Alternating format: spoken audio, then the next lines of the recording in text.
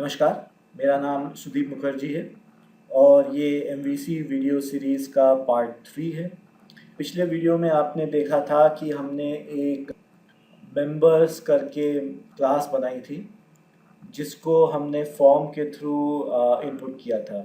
आज हम देखेंगे कि अगर हमारे पास मेंबर्स का एक डेटाबेस है, मान लेते हैं हमारे क्लब के 10 या 50 मेंबर्स हैं और ये डेटा आप स्क्रीन के ऊपर शो करना चाहते हैं, तो आप ये कैसे कर सकते हैं।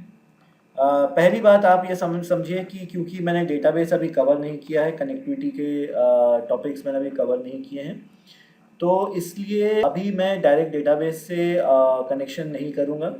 इंस्टेड ऑफ दैट हम कुछ स्टैटिक डेटा खुद से जनरेट करेंगे और उसको हम व्यू पे शो करेंगे।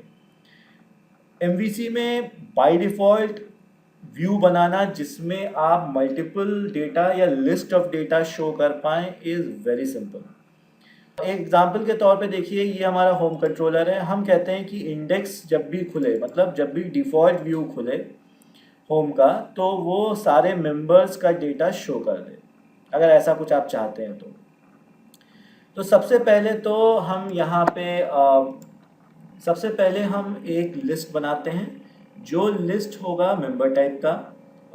फिर से मैं रिपीट कर रहा हूँ, अगर आपने क्लास अभी बनाई है ये मेंबर क्लास, तो एक बार कंपाइल कर लीजिएगा ज़रूर से। इस क्लास को कई बार माइक्रोसॉफ्ट के मटेरियल में पोको क्लास कहते हैं, प्लेन ओल्ड CLR ऑब्जेक्ट। अब हम यहाँ पे एक लिस्ट बना रहे हैं। लिस्ट का टाइप जो है हम देंगे मेंबर, जो हमारी अपनी क्लास है।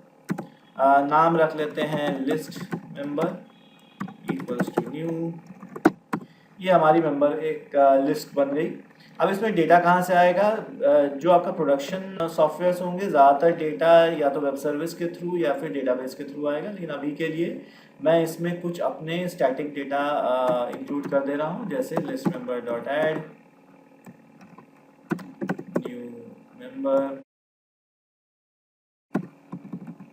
और कुछ भी डेटा अभी के लिए डाल दीजिए, जैसे मान लेते हैं मेंबर आईडी एरिया 1।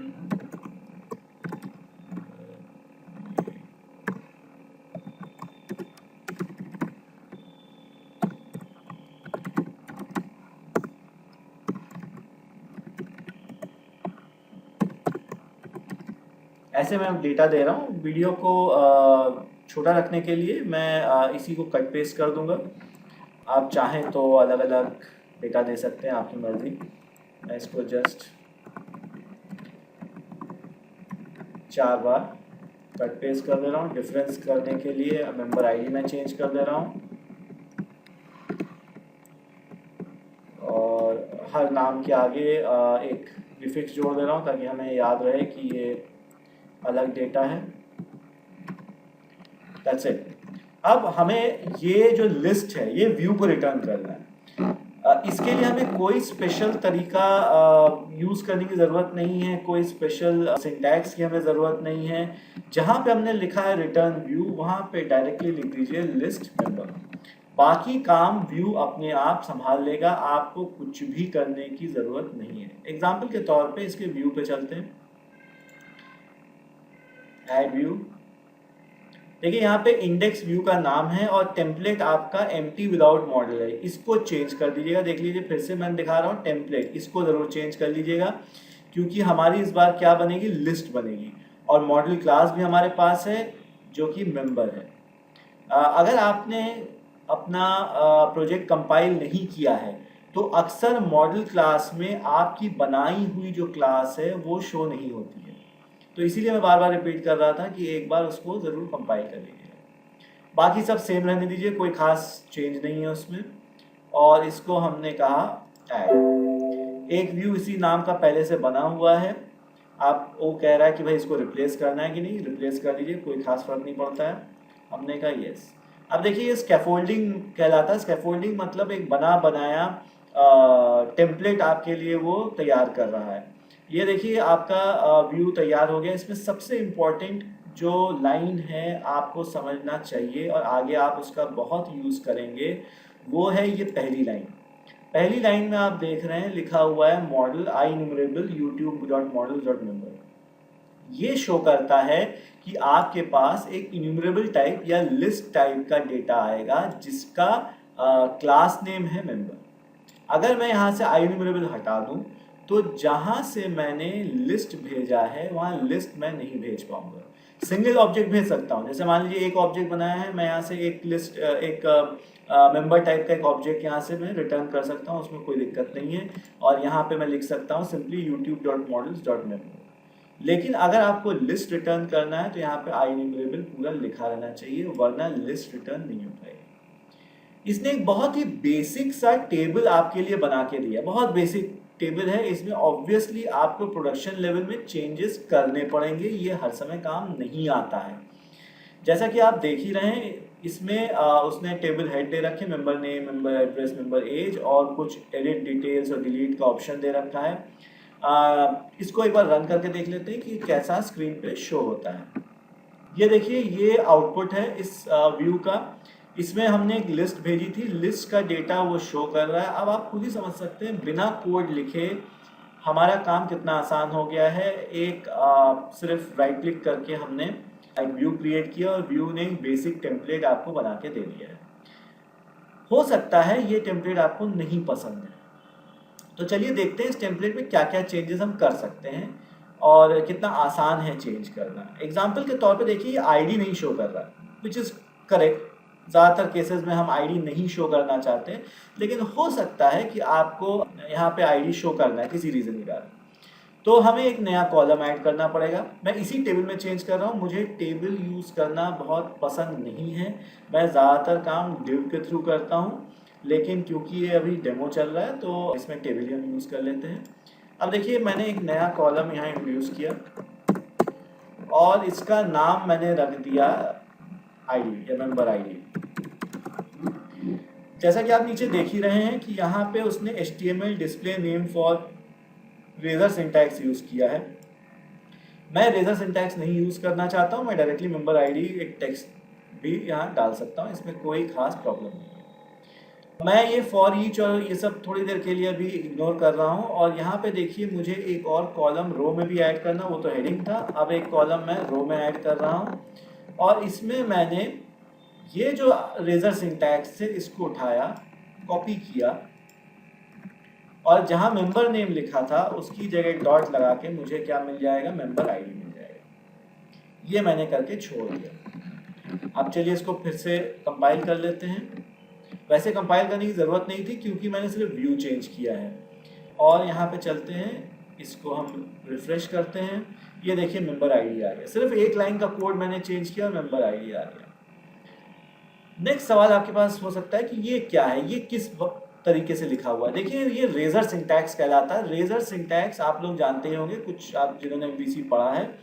ये एक सिंटैक्स या फिर एक व्यू इंजन इंट्रोड्यूस हुआ है आपके MVC के साथ। ये व्यू इंजन आपके पुराने वेब फॉर्म को रिप्लेस करने के लिए आया है। अभी MVC में दोनों इंजन आप साथ साथ यूज़ कर सकते हैं। आप वेब फॉर्म भी डाल सकते हैं, आप रेजर भी यूज़ कर सकते हैं। तो अभी कई लोग इसको पसंद नहीं करते हैं। मैंने कई जगह देखा है कि रेजर सिंटैक्स को लोग अवॉइड करते हैं, लेकिन रेजर सिंटैक्स की भी कुछ खासियत है और कुछ ड्रॉबैक्स हैं। नॉर्मल फील्ड्स में जैसे आपके इनपुट है, बटन है, नंबर, डेट, इस सब के लिए जो है रेजर सिंटैक्स बहुत अच्छा है। लेकिन रेजर सिंटैक्स जहाँ पे सिलेक्ट आ जाता है, जैसे ड्रॉप डाउन्स और लिस्ट बॉक्स, उसमें रेजर सिंटैक्स थोड़ा सा कॉम्प्लिकेट हो जाता है। तो हम अभी आगे देखेंगे कि उसको कैसे हम सॉल्व कर सकते हैं उस इशू को। हाल फिलहाल के लिए देखिए, इसका सिंटैक्स मैं आपको एक्सप्लेन किए दे रहा हूँ। हमने एक लिस्ट भेजा है, ठीक। उस लिस्ट का नाम बाय डिफ़ॉल्ट मॉडल ही रहता है हमेशा, आप इसको चेंज नहीं कर सकते। तो लिस्ट का नाम है मॉडल, जो हमने रिटर्न किया है कहाँ से, यहाँ से। देखिए, जो हमने यहाँ पर रिटर्न व्यू लिस्ट मेंबर किया था, अब इसका नाम यहाँ पे हो गया मॉडल। मैंने @ लगाया। जैसे ही मैं @ लगाऊंगा, MVC का व्यू इंजन समझ जाएगा कि ये C# का कोड है, ना कि HTML का। तो वो इस पोर्शन को पहले कंपाइल करेगा या पहले एग्जीक्यूट करेगा और उसके आउटपुट को HTML फॉर्म में क्लाइंट को शो करेगा। देखिए, अगर मैं इसको यहाँ पे व्यू सोर्स करता हूँ तो आपको दिख ही रहा होगा यहाँ @ या कोई भी सिंबल सर्वर साइड वाला नज़र नहीं आ रहा। तो आप ये समझ सकते हैं, अगर आप ASPX बैकग्राउंड से आ रहे हैं तो ये सर्वर साइड कोड है। मैंने लिखा @ फॉर ईच लूप आपका IEnumerable के लिए यूज़ होता है। मॉडल में जितने आइटम हैं उसके ऊपर आइटरेट करो, हर आइटरेशन के ऊपर एक रो बनाओ, और @HTML.displayFor। अब मुझे ये नहीं पता है कि ये डेटा किस तरह का डेटा हो सकता है। डेटा बूलियन हो सकता है डेटा नंबर हो सकता है डेटा टेक्स्ट हो।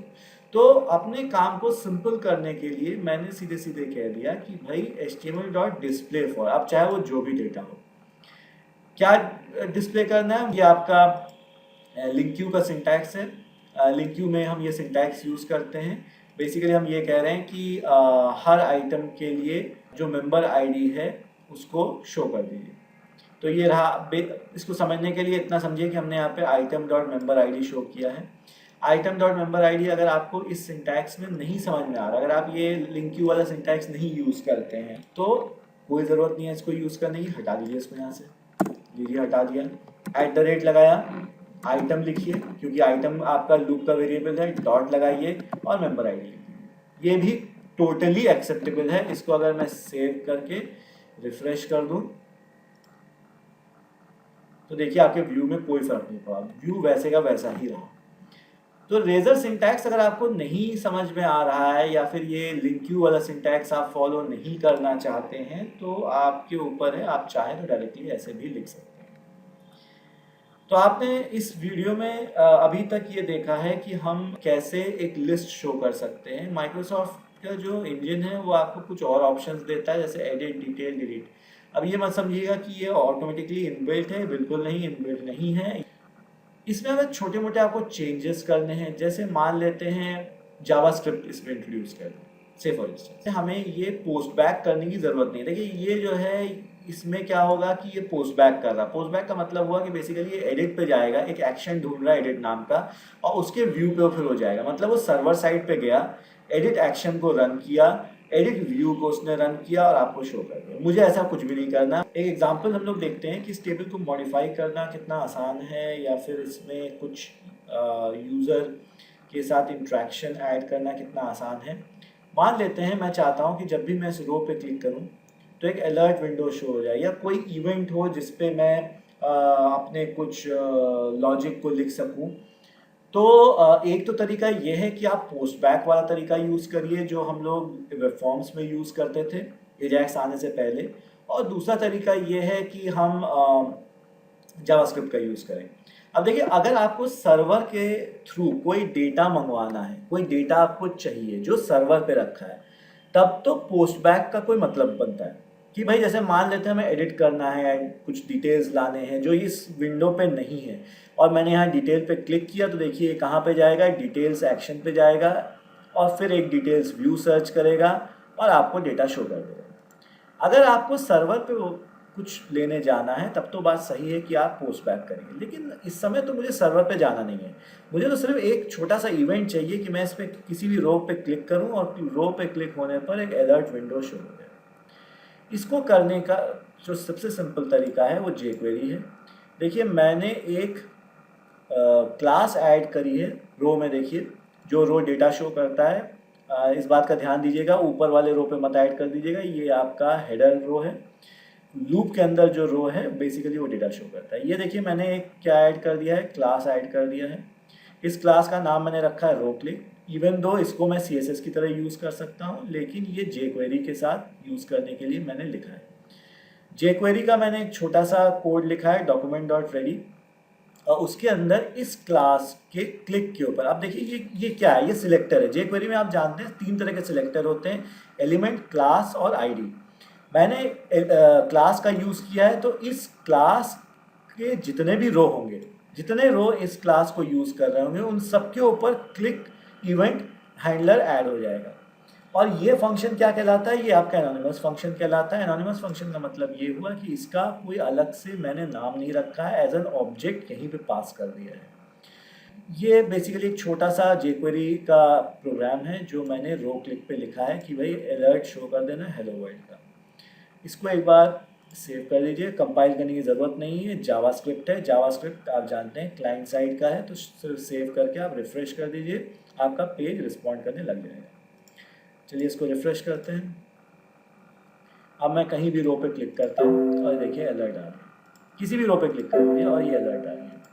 अब हो सकता है किसी रो पे क्लिक होने पे आप उसका कलर चेंज करना चाहते हैं, हो सकता है आप उसका फॉन्ट चेंज करना चाहते हैं, कुछ भी, कोई भी रीज़न हो सकता है। हो सकता है आप चाहते हैं कि जिस रो पे क्लिक हो वो रो रेड हो जाए या ग्रीन हो जाए, कोई एक कलर उसमें आ जाए। तो देखिए कितना सिंपल है। इस पर आते हैं, ये अलर्ट मैं हटा दे रहा हूँ। अलर्ट बहुत इरिटेटिंग होता है लेकिन काफ़ी यूज़फुल होता है टू चेक योर लॉजिक। यहाँ पे मैंने दिस किया है। दिस का मतलब हुआ जिसमें ये फंक्शन कॉल हुआ या जिसके लिए ये फंक्शन कॉल हुआ। तो ये फंक्शन किसके लिए कॉल हुआ? ये फंक्शन आपके रो के लिए कॉल हुआ, तो दिस ऑब्जेक्ट उसको रिप्रेजेंट करेगा। और इसमें मैंने कहा ऐड क्लास, और मैंने कहा एक क्लास का नाम दे देते हैं रेड बैक। ये क्लास CSS क्लास है, ये क्लास आपकी CSS क्लास है। तो एक स्टाइल डाल देते हैं, रेड बैक आपकी CSS क्लास बन गई। इसमें कुछ नहीं कर रहा हूँ, बैकग्राउंड कलर में रेड कर दे रहा हूँ, दैट्स इट। अब चलते हैं अपने व्यू के ऊपर। इसको मैंने सेव कर दिया है, कंपाइल करने की मुझे ज़रूरत नहीं है। इसको रिफ्रेश कर लीजिए एक बार व्यू को। अब कहीं भी क्लिक करिए, ये देखिए बैकग्राउंड इसका रेड हो गया। फिर क्लिक करिए, बैकग्राउंड आपका रेड हो गया। ऑब्वियस सी बात है, आप समझ ही गए होंगे कि इसमें आपको बैकग्राउंड नॉर्मलाइज भी करना पड़ेगा जब किसी और जगह क्लिक हो तो उसके लिए आप क्या कर सकते हैं, आप सारे रोज़ का बैकग्राउंड हटा दीजिए और फिर जिस पे क्लिक हुआ हो उसको रेड कर दीजिए। एग्जाम्पल के तौर पे देखिए मैं क्या करने वाला हूँ। ये मेरी टेबल है। मैं चाहता हूँ कि जितने रो जिसके ऊपर रो क्लिक लगा हुआ है उसका बैकग्राउंड क्लियर हो जाए, मतलब उसमें कोई बैकग्राउंड ना रहे या रेड बैक ना रहे। तो जब भी रो क्लिक हो तो मैं jQuery से कहता हूँ dot row click dot remove class red back. ये मैंने कहा रिमूव क्लास कर दो, सबसे सारे जितने रो हैं जिस पे रो क्लिक लगा हुआ है क्लास, उसके ऊपर क्या करिए, रेड बैक हटा दीजिए, चाहे हो चाहे ना हो। और उसके बाद नेक्स्ट लाइन पे जिस पर्टिकुलर रो पे क्लिक हुआ है उस रो में रेड बैक ऐड कर दीजिए। तो अब देखिए इससे होगा क्या, सेव करिए, इसको रिफ्रेश करिए। मैंने इस पर क्लिक किया है, रेड हो गया। मैंने इस पर क्लिक किया तो उसने बाकी सारे पूरे टेबल का जो बैकग्राउंड है उसमें से रेड बैक हटा दिया, और जब पूरे टेबल का रेड बैक रोज का बैकग्राउंड हट गया तो लास्ट में जिस पे क्लिक हुआ है उसका बैकग्राउंड ऐड कर दिया। तो इस तरह से बहुत सिंपली आप अपने टेबल को बहुत ही यूज़र फ्रेंडली बना सकते हैं। आशा करता हूँ आपको MVC का लिस्ट शो करने का तरीका पसंद आया हो। अगर आपको इस लिस्ट को डिव में शो करना है कि अपने तरीके से फॉर्मेट करना है, तो ये आपके ऊपर निर्भर है कि उसको आप कैसे शो करना चाहते हैं। डेटा आपके पास सामने रखा हुआ है, सिर्फ एक आपको लूप चलाना है और उस लूप में जो वेरिएबल आप लें उसका डॉट लगाइए और आपको सारे डेटा मेंबर मिल जाएंगे। ज़रूरी नहीं है कि आप ये रेजर सिंटैक्स यूज़ करें, कई बार रेजर सिंटैक्स की ज़रूरत नहीं होती है। आप डायरेक्टली @वेरिएबल डॉट प्रॉपर्टी लिख। अगर आपको इसके बारे में और जानना तो कृपया कमेंट सेक्शन में कमेंट लिखिएगा।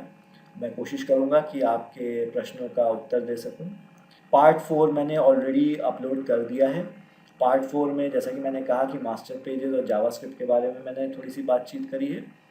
तो अगर आप पार्ट 4 पे जाना चाहते हैं या पार्ट 4 पहले देखना चाहते हैं तो वो भी आप कर सकते हैं। ये वीडियो देखने के लिए धन्यवाद। आगे पार्ट 5 में फिर मुलाकात होगी। नमस्कार।